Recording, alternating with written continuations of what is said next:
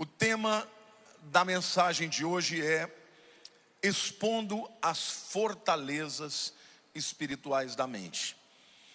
Eu queria começar com algumas perguntas aqui para vocês. Vocês acham que é possível que alguém seja cego espiritualmente e não perceba? Quantos creem que sim? É possível que alguém acredite ter uma vida plena, ser rico, feliz e ser pobre, miserável, cego e nu?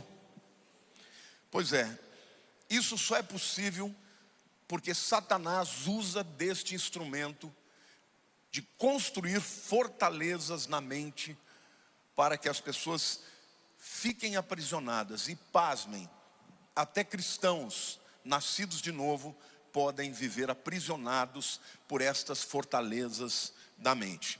Eu quero começar para usar como metáfora, exemplo, para você entender, contando uma história real, um fato real que aconteceu no final da Segunda Guerra Mundial, quando o general americano Jonathan Wainwright estava guerreando lá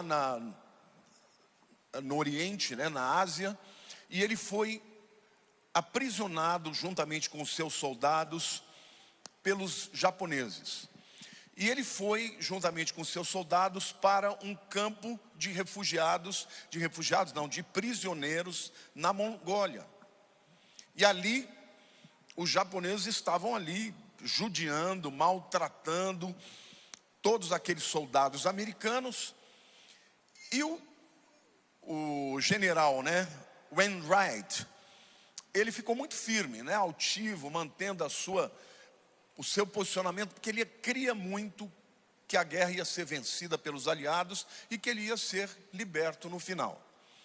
Acontece que foi passando o tempo e os aliados não vinham, ele foi ficando mais fraco e principalmente muito abatido, porque ele via como os seus soldados eram muitas vezes maltratados e mortos de maneira brutal, até o momento que ele acabou se entregando, ficando mesmo alquebrado. Acontece, gente, que os aliados venceram a guerra e o Japão se rendeu.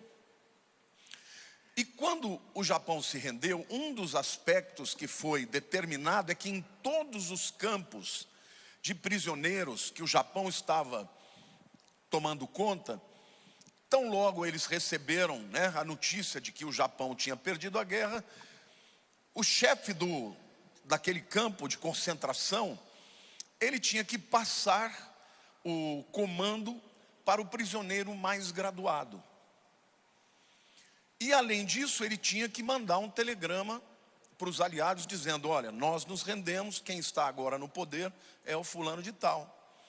E todos os campos de prisioneiros fizeram isso, com exceção do campo que o Jonathan Wainwright estava.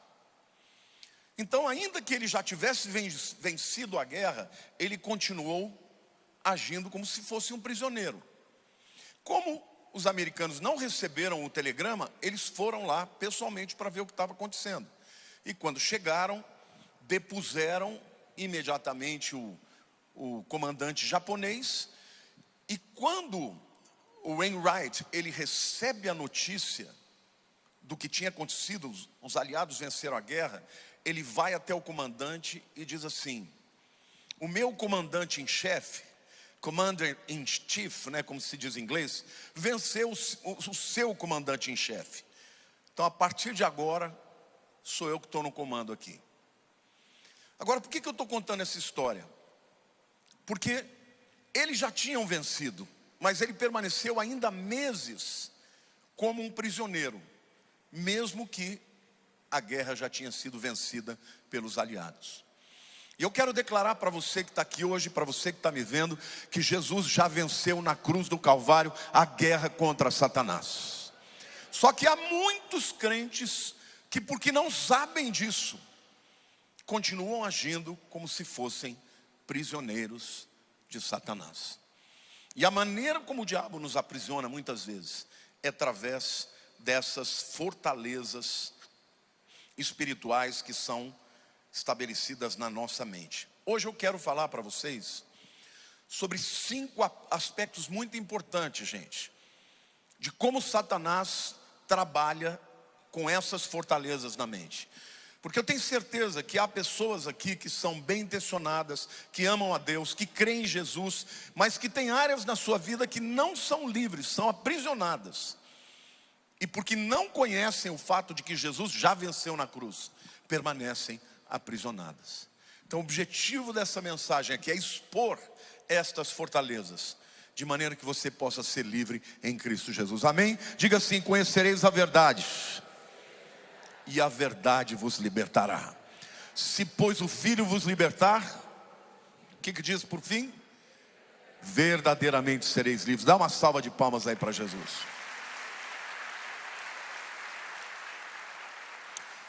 A primeira verdade sobre fortalezas espirituais é que elas são alojadas na mente.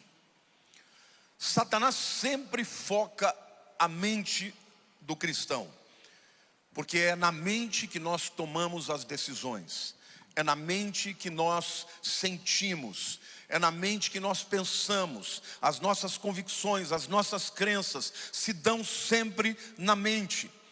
E por isso ele precisa tomar conta da mente, para que ele possa dominar a vida daquela pessoa.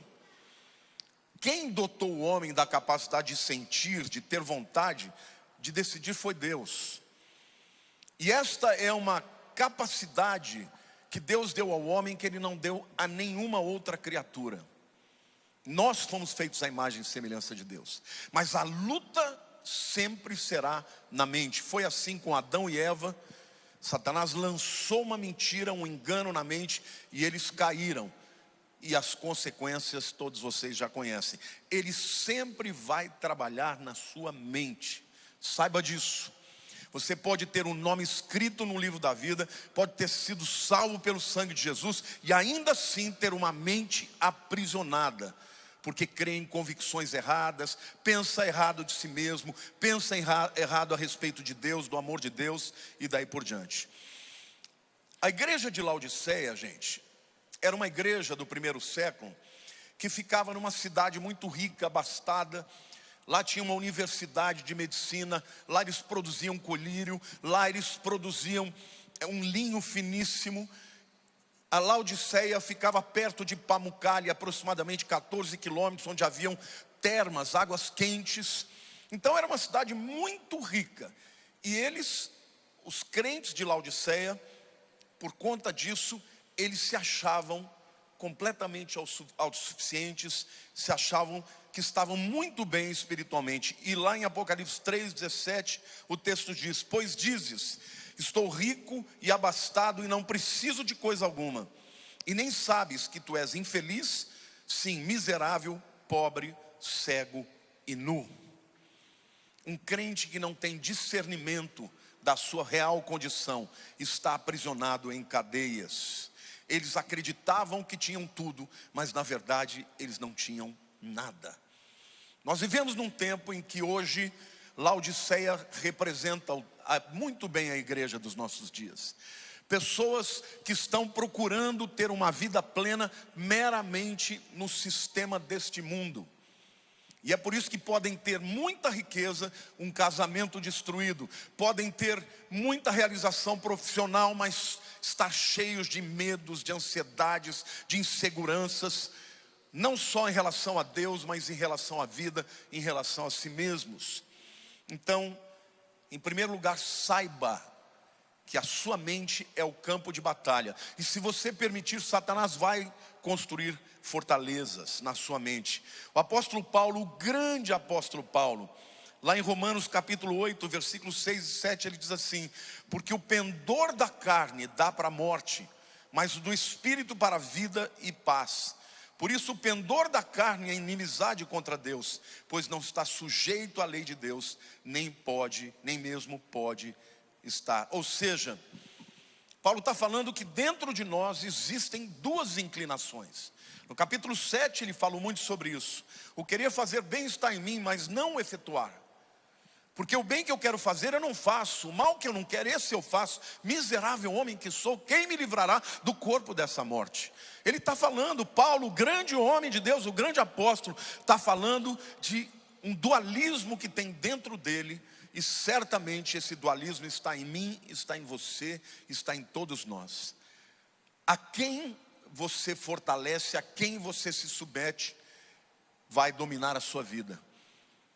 A verdade de Cristo nos liberta, mas quando um crente ele cede às fortalezas de Satanás, ele vai se tornar cada vez mais aprisionado. Então, pessoas aprisionadas nas fortalezas da mente acreditam que podem ser felizes com uma vida longe de Deus, com princípios longe de Deus. Pessoas aprisionadas nas fortalezas da mente acreditam que nunca vão conseguir vencer o diabo.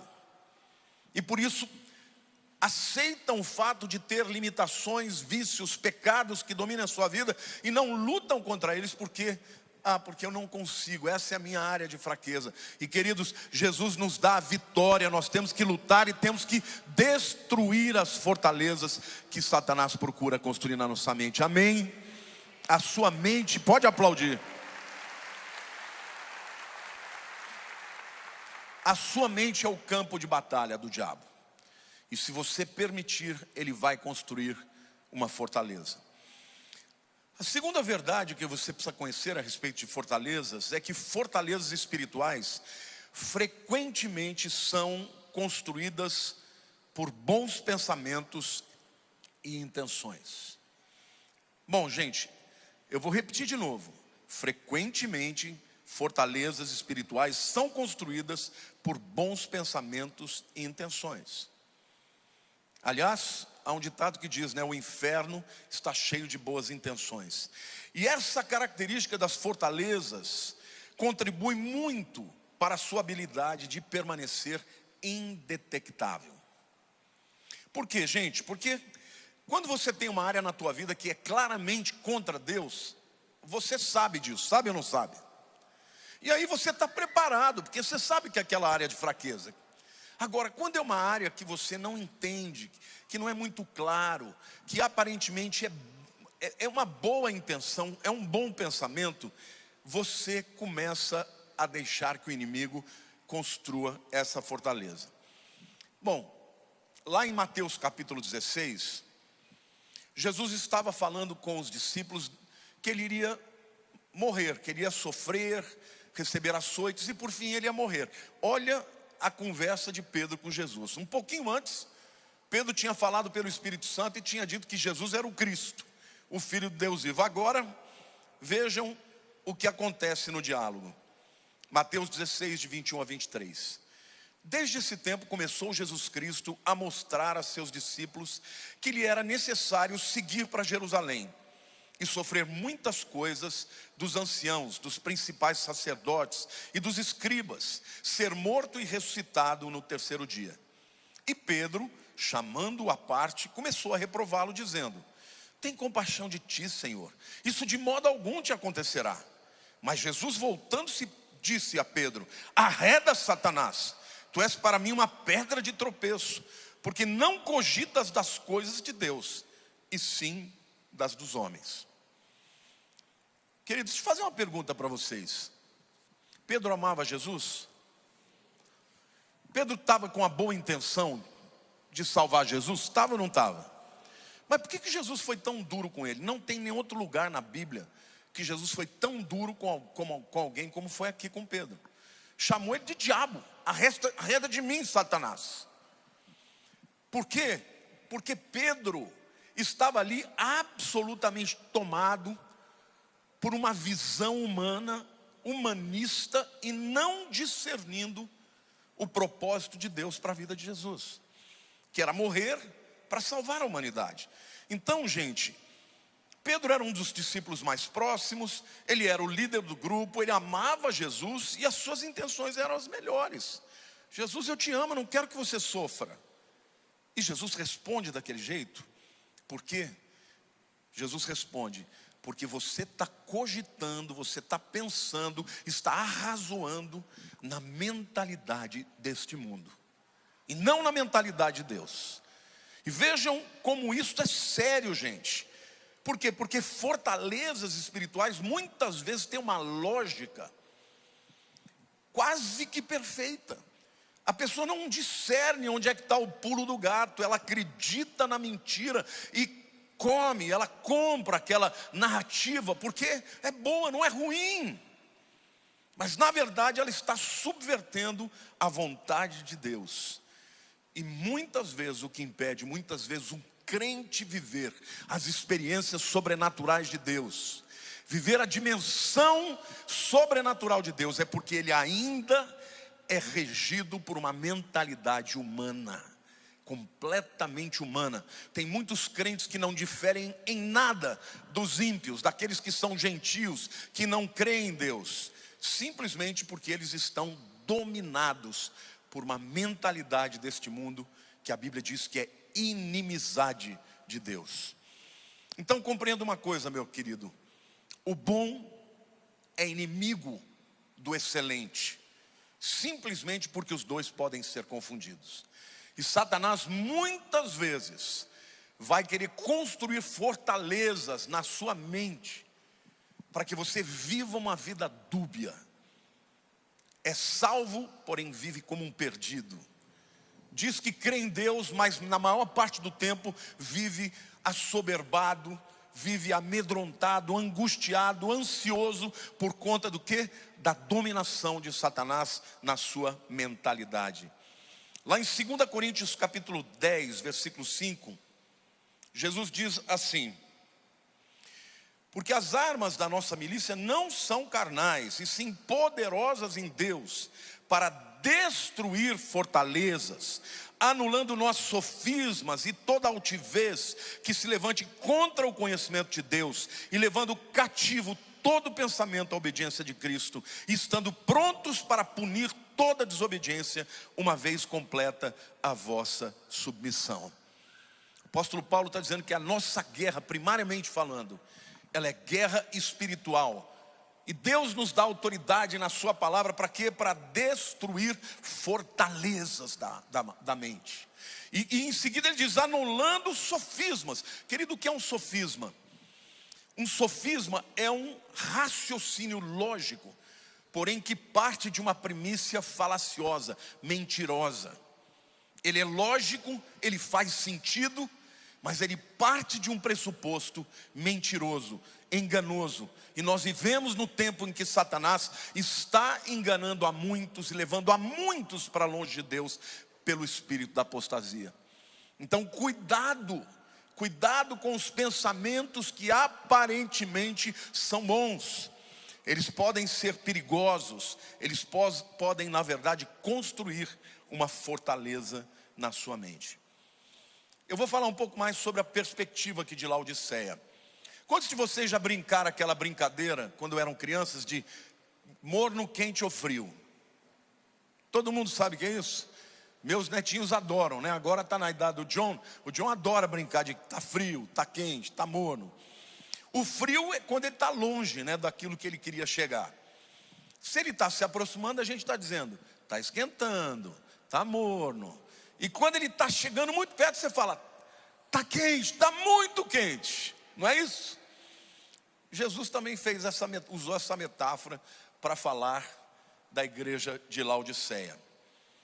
O frio era para aquele povo que estava completamente fora da vontade de Deus. O quente é o povo que está dentro da vontade de Deus, andando segundo os seus propósitos. E o morno? O morno está no meio do caminho. Ele não é frio, mas também não é quente. Ele conhece a Deus, ele não é totalmente ignorante como os ímpios, mas ele não se entregou completamente. Então, claramente fica aqui óbvio que o morno representa o bom, porque ele está muito mais próximo da verdade do que o que não conhece nada. Só que na vida espiritual, a mornidão é algo que Deus abomina. E ele usa essa metáfora também, porque quando as águas saíam de Pamukkale a 80 graus, elas corriam 14 quilômetros por uma canaleta e chegavam em Laodiceia a 40 graus. Não eram boas para beber, porque água morna a gente tem ânsia de vômito. E Jesus diz, eu estou pronto para te vomitar. Era melhor que você fosse frio. Espera lá, pastor, está dizendo que Jesus vai salvar o cara que está completamente fora da vontade. Não é isso que ele está dizendo. Ele está dizendo que quanto mais eu conheço da verdade, maior é a minha responsabilidade. Então toma cuidado quando você começa a viver pelo bom em detrimento do excelente. Quando você abre mão de fazer a vontade de Deus porque você acha que não é possível. Isso é uma fortaleza na alma, é mentira. É mentira, é Satanás querendo te dizer que não é possível. Eu vou dar alguns exemplos aqui. Vamos pegar na teologia, tá? Hoje está muito em alta a teologia da graça. Quantos sabem o que é a teologia da graça?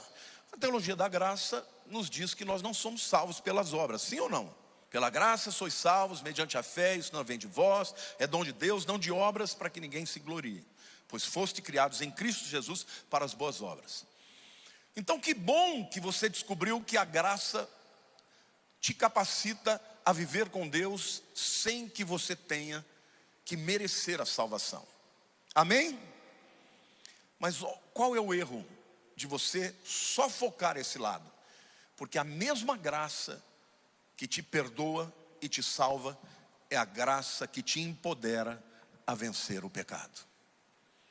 Então, se uma pessoa está acreditando numa graça que não dá a ele capacidade de lutar contra o pecado, como Paulo mesmo está dizendo, olha, eu sou miserável, eu não quero fazer isso, eu estou lutando.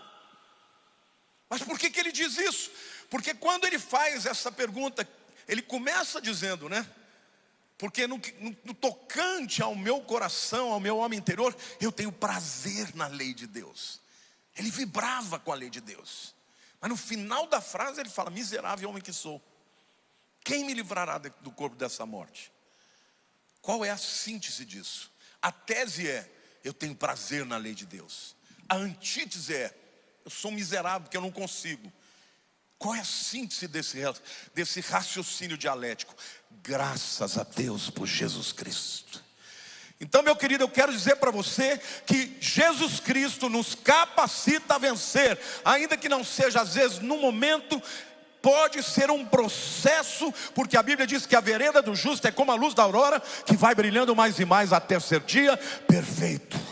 Amém? Não desista. Destrua os sofismas do diabo para poder viver uma vida de liberdade. Eu vou usar um outro tema, mais psicológico, o tema da ansiedade. Lá em Mateus 5, de 31 a 34, Jesus diz, portanto não vos inquieteis dizendo, que comeremos, que beberemos, ou com quem nos vestiremos? Porque os gentios é que procuram todas essas coisas, pois vosso Pai Celeste sabe que necessitais de todas elas. Buscais, pois, em primeiro lugar o seu reino e a sua justiça, e todas essas coisas vos serão acrescentadas. Portanto, não vos inquieteis com o dia de amanhã, pois o amanhã trará os seus cuidados. Basta o dia o seu próprio mal. Deixa eu fazer uma pergunta aqui. Quantos aqui acreditam que é importante você investir na tua vida profissional? Quantos aqui acreditam que é importante você trabalhar duro? Mas quantos aqui acreditam que a ansiedade te atrapalha? O que Jesus está dizendo para os seus discípulos é o seguinte, olha, vocês estão preocupados com o futuro, com o que vão comer, com o que vão beber? Deixa eu te dizer uma coisa, o Pai Celeste sabe que você necessita de tudo isso. Então, tira a ansiedade de lado, porque quem está vendo a sua necessidade tem poder para suprir. Amém? Diga assim para mim, quem está vendo a minha necessidade tem poder para suprir. Você crê nisso? E por que fica ansioso? Fica ansioso. E Jesus disse que essa é a atitude dos gentios, de quem não tem a Deus. Fica ansioso. Por quê? Porque a nossa fé, muitas vezes, ela é fraca. Muitas vezes a gente crê, depois duvida. Uma hora eu sinto que Deus se importa com meus problemas, depois eu acho que Ele não está nem aí. Sim ou não? Isso é o diabo querendo colocar na sua mente uma fortaleza que diz, você está por sua conta e risco. Se vira, meu filho, porque sozinho não vai cair do céu. Agora, Jesus está dizendo o seguinte: olha, entrega, buscai o reino de Deus e a sua justiça em primeiro lugar, e todas estas coisas vos serão acrescentadas. Sim ou não? Quem falou? Quem falou, gente? Jesus, ele tem poder para cumprir ou não?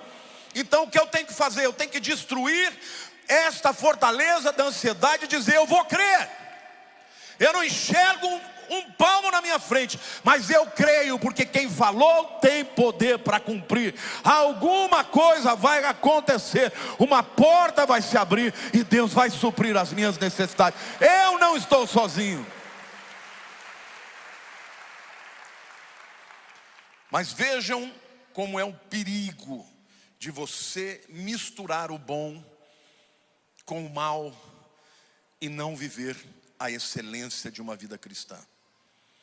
Então, trabalhar, buscar vida financeira, se desenvolver, isso tudo faz parte, é a nossa parte. Mas acrescido a isso, nós temos que ter uma vida de fé, de esperança, andar na palavra de Deus e saber que Deus é nosso Pai. Quando não houver, nenhum recurso humano virá do céu, meu irmão, e vem do céu, porque Deus é fiel, amém? A terceira verdade que eu quero falar sobre as fortalezas da mente é que elas se desenvolvem na sombra das nossas forças, ou na sombra das nossas habilidades. Do ponto de vista da ciência militar, quando alguém vai construir uma fortaleza, constrói aonde? Em cima de uma montanha, sim ou não? Porque ali é o lugar mais difícil de derrotar. Já tem a barreira natural da montanha e ainda depois tem a fortaleza. Então é lá que se fazem as fortalezas. Ou talvez na entrada de uma baía, em que nas costas da fortaleza está a montanha e na frente está o mar, mas ali na entrada da baía, qualquer inimigo que for entrar vai ter que lidar com aquela fortaleza. Eu quero dizer que Satanás, ele conhece esse princípio. Então, ele também vai construir fortalezas em cima das suas habilidades, em cima daquilo que você é bom. Por quê? Mais uma vez, a gente está tão confiante da nossa capacidade que a gente se esquece que no mano a mano com o diabo você perde, se você não tiver com a ajuda de Deus, amém? Lá em 1 Coríntios 10, 12 a 13, nós vemos aqui dois tipos de pessoas em relação às dificuldades e às tentações da vida.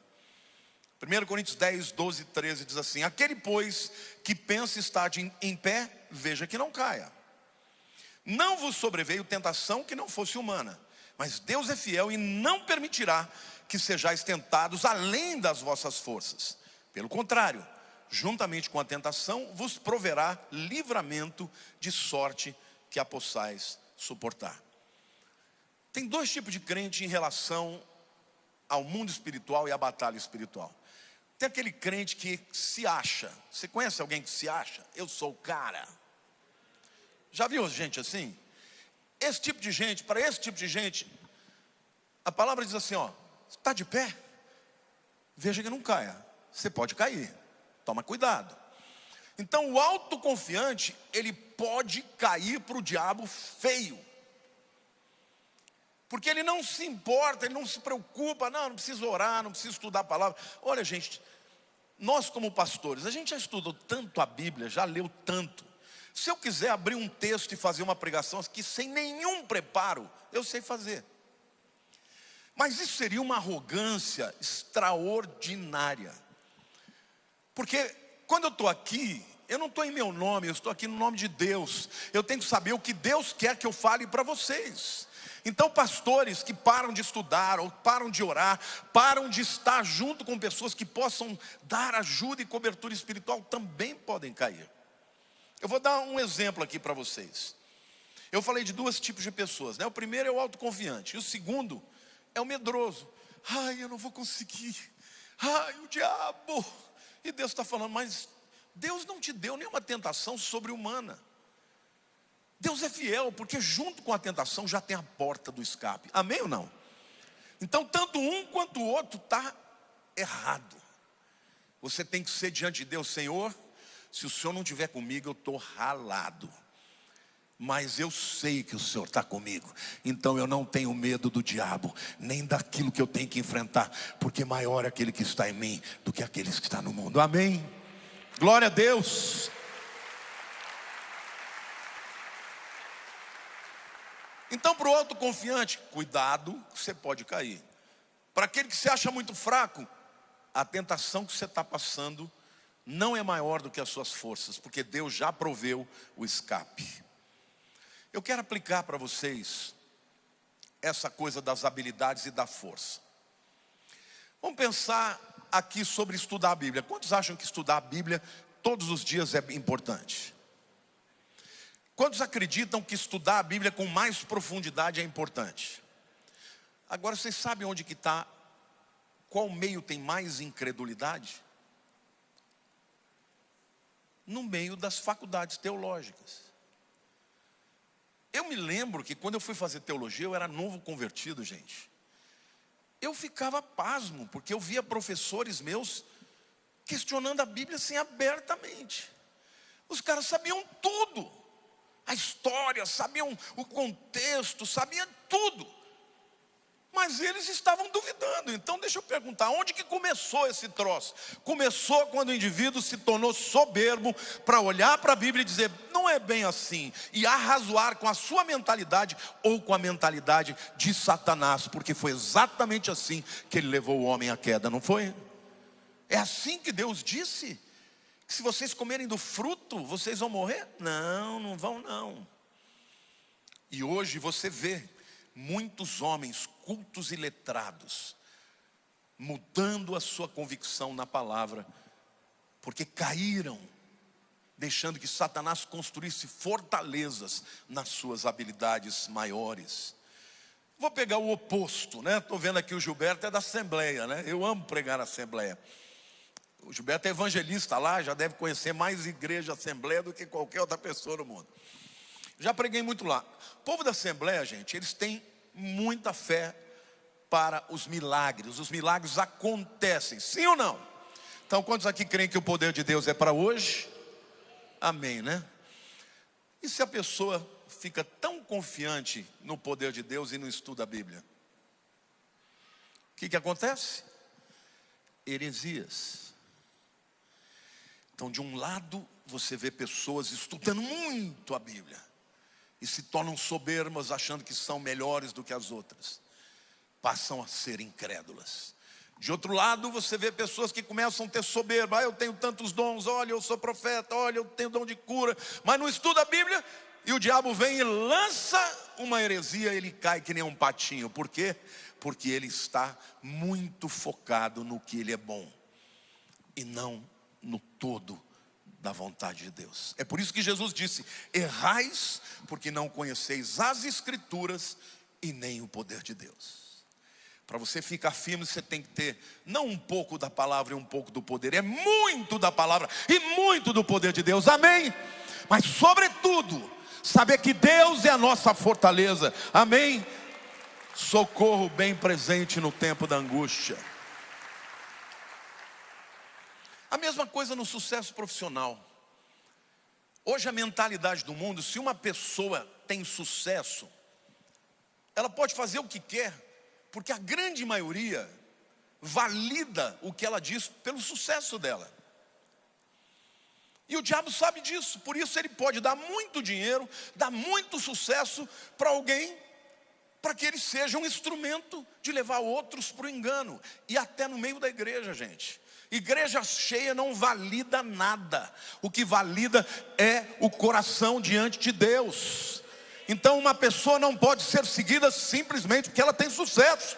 Ela tem que ser seguida se ela tem a palavra de Deus, amém ou não? Glória a Deus, aplauda ao Senhor.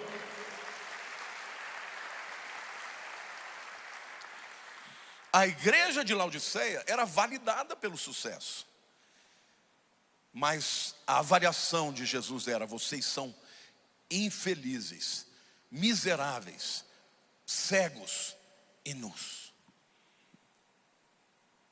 Sabe, gente,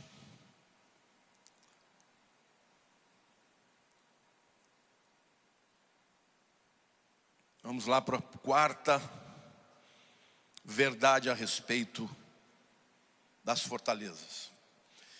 A quarta verdade é que fortalezas espirituais da mente são ativadas por traumas ou crises. No ponto anterior eu falei que fortalezas da mente muitas vezes são construídas em cima das nossas habilidades e na sombra das nossas forças. Mas elas também são ativadas por traumas e por crises. Por exemplo, pessoas que foram muito magoadas num relacionamento de casamento. Tem aqui ou não tem? Essa pessoa pode dizer assim, nunca mais eu vou confiar numa mulher. Porque uma mulher te traiu, todas vão te trair? Não.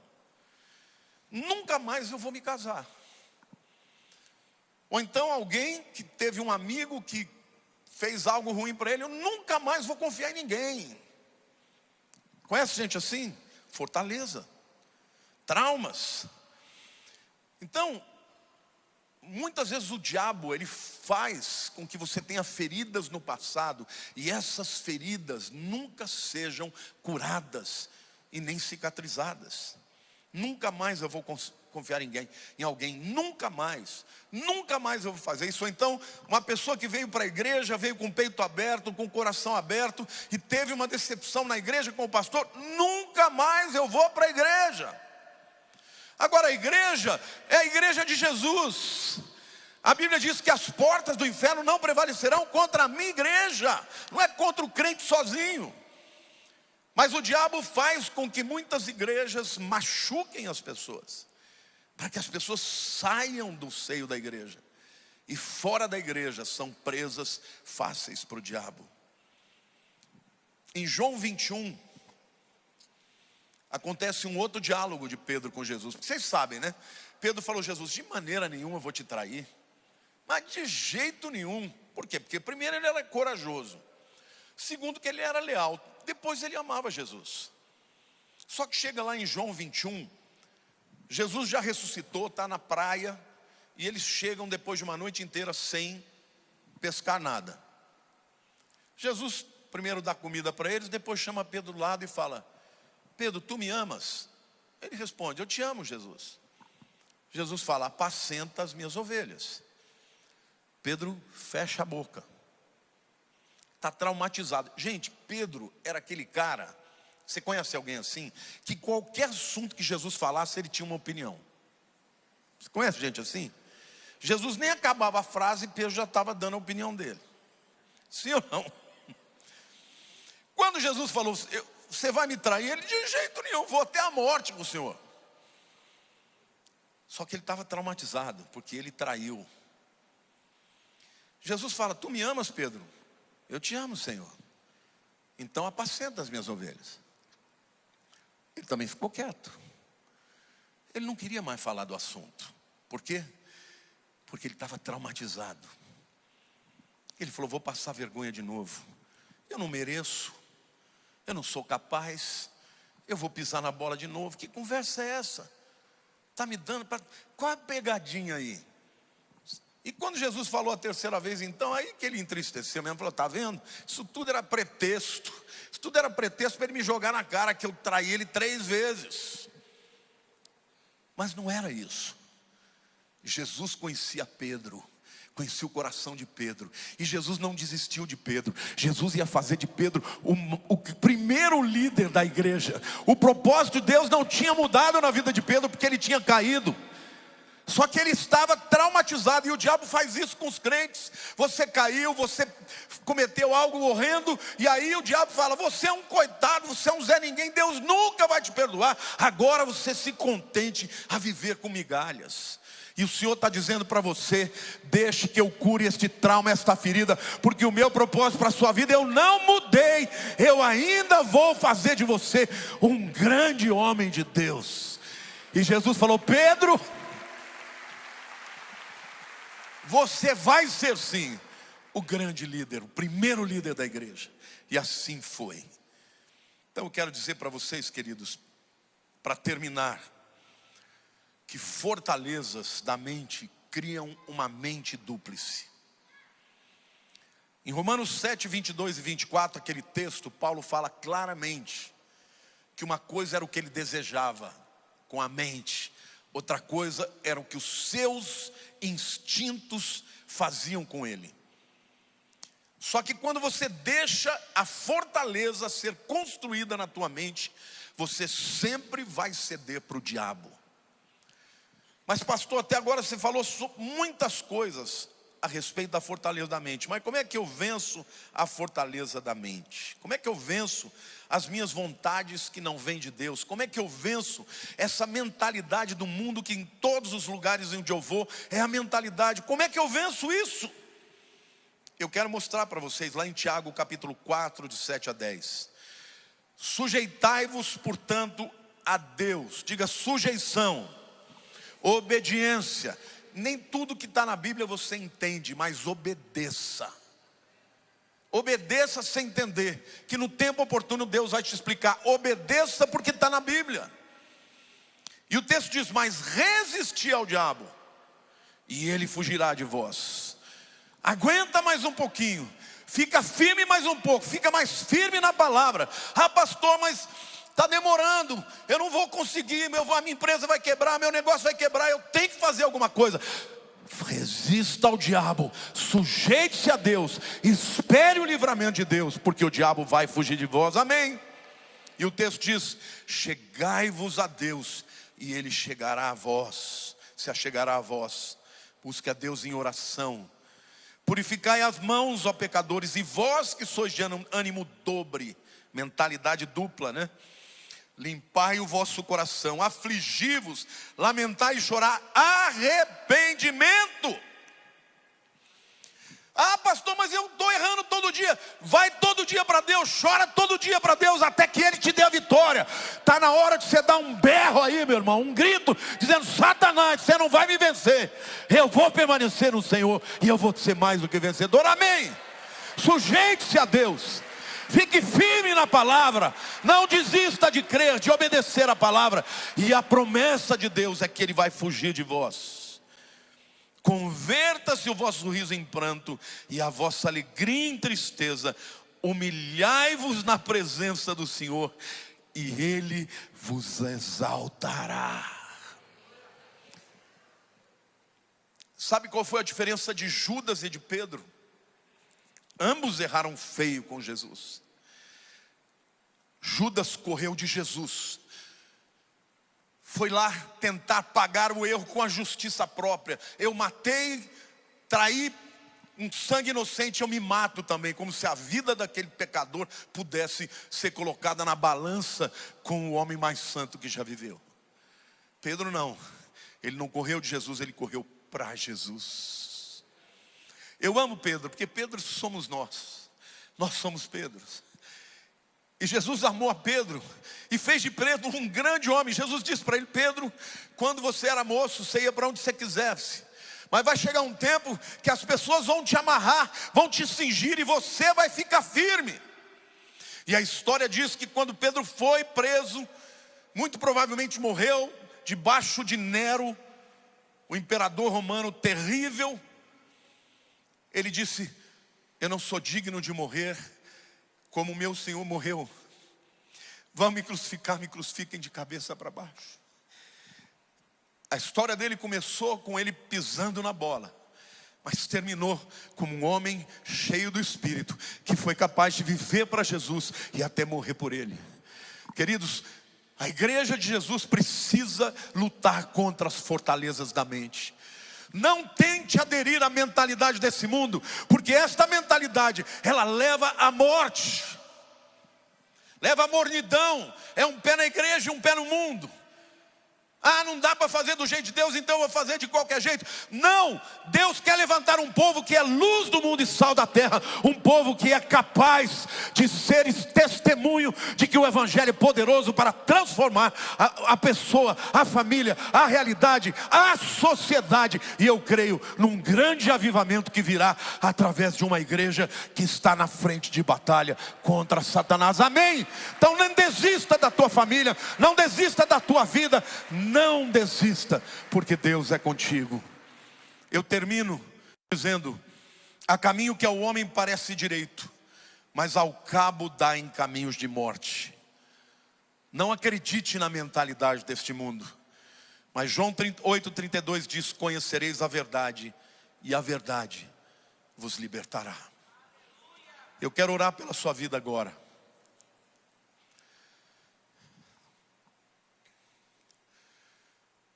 Essa é uma luta de todos nós. Não há ninguém no mundo, nem um indivíduo mais dotado, mais brilhante, mais inteligente, ou mais espiritual, mais dotado dos dons espirituais, que não tenha que lutar contra o diabo. O tempo da volta de Jesus, mais difícil essa luta está se tornando. Mas Jesus é com você. Ele te ama. E Ele quer te dar vitória. E Ele está aqui hoje para te receber. Eu quero que você pense nesse momento Jesus falando com você como Ele falou com Pedro. Mas hoje é dia de você entregar para Ele a área da tua vida que você sabe que o diabo está fazendo uma fortaleza. E em primeiro lugar eu quero falar com você que ainda não se rendeu a Jesus como Senhor e Salvador da tua vida. Somente Ele pode te dar a vida plena. Somente Ele pode te dar a salvação. Pedro foi para Jesus. Judas correu de Jesus. E você? Para onde vai correr? O arrependimento, metanoia, significa mudança de mente. É você reconhecer que sozinho você não dá conta. Que você precisa do Senhor. E hoje Ele está te dando a oportunidade de dizer: Senhor, sozinho eu não consigo. Eu quero entregar minha vida a Ti hoje. A igreja fica com os olhos fechados, mas eu quero orar por você que quer entregar o teu coração para Jesus. Isso não é uma religião. Isso não é nada além de uma entrega do seu coração. É dizer: Senhor, eu quero, mas eu preciso da Tua ajuda, porque senão eu não consigo. Se você quer fazer essa entrega hoje, levante a tua mão para eu orar por você e com você. Graças a Deus, fique com a sua mão levantada. Há alguém que quer entregar a vida para Cristo hoje? Graças a Deus ali, graças a Deus. Eu quero pedir que você que está entregando a vida para Jesus, saia do teu lugar e venha aqui à frente. Eu vou orar por você e hoje o Senhor vai começar uma nova história na sua vida. Por favor, venha. Hoje é dia de salvação. O diabo quer destruir a tua mente. O diabo quer destruir a tua alma. Sai do teu lugar. Hoje é dia de salvação. Hoje é dia de você entregar para Jesus toda a tua vida. Saia, venha. Você que está na internet, vai colocar aí um QR Code. Você coloque o seu nome para que a gente ore pela tua vida.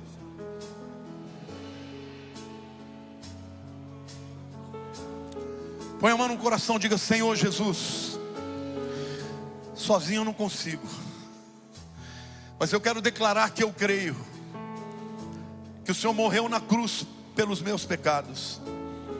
Por isso hoje eu me entrego e te peço que o Senhor venha fazer algo novo na minha vida, dirigir o meu futuro, perdoar os meus pecados do passado e começar uma nova história na minha vida. Eu entrego a minha vida completamente, pois eu quero viver uma realidade do teu senhorio. Diga: eu confesso a Jesus. Abra a tua boca e diga: eu confesso a Jesus como meu Senhor e o meu Salvador. Amém.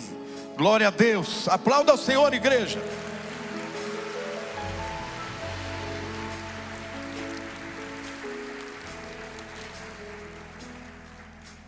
Lembrem-se de uma coisa: a nossa vida sempre será uma guerra. O diabo sempre vai tentar te levar para longe de Deus. Mas enquanto houver vida, você tem a oportunidade de se arrepender, de confessar o seu pecado e voltar para Deus. Sempre.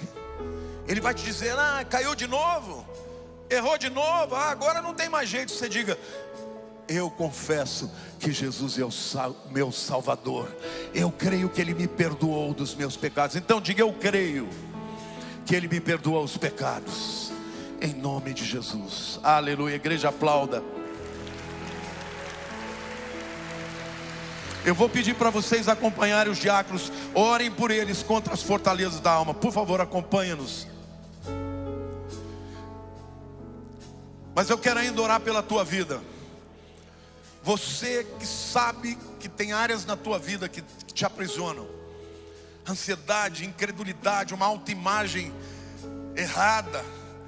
Às vezes uma arrogância, às vezes um sentimento de inferioridade, às vezes um medo do futuro. Se você hoje quer começar uma vida de vitória, eu quero que você saia do teu lugar e venha aqui à frente, porque hoje é dia que há uma unção aqui poderosa de Deus. Põe a mão na sua cabeça. Ore comigo agora, diga: Senhor Deus, eu te peço perdão, porque todas as fortalezas que foram construídas na minha mente, foi com a minha permissão. Então eu te peço perdão, Senhor, por não te buscar como deveria, por não ler a tua palavra como eu deveria. Eu peço perdão a Deus pelas desculpas, pelas relativizações, mas hoje eu creio que a verdade me liberta. Eu declaro com a minha boca: conhecerei a verdade, e a verdade me libertará. Jesus Cristo é a verdade, a sua palavra é a verdade. Hoje eu tomo posse, e eu decido, Senhor, resistir ao diabo, me sujeitar a Ti, e ele fugirá de mim. Pai, eu abro mão de todos os pensamentos errados, e eu declaro que em Jesus eu sou mais do que vencedor. Aleluia!